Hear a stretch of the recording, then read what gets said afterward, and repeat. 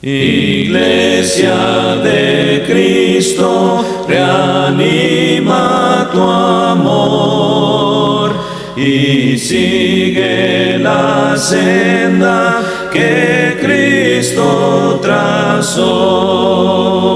Anuncia constante, con fe y con valor, el santo evangelio que Cristo enseñó.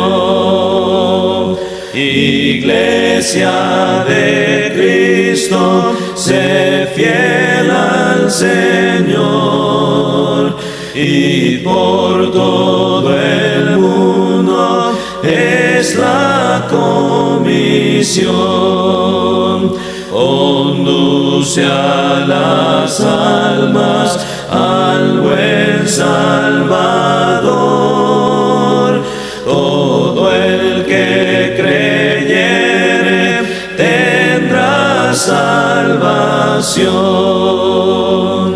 Conserva de Cristo la antorcha de luz y sigue alumbrando con fe y con tesón.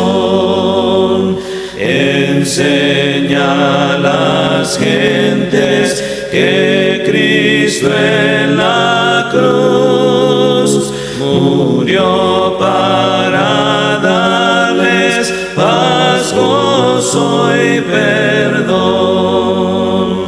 Unidos en Cristo y en su santo amor, con fe primitiva, sencilla y fervor, una fe, un bautismo y un solo Señor, un solo rebaño y un solo pastor.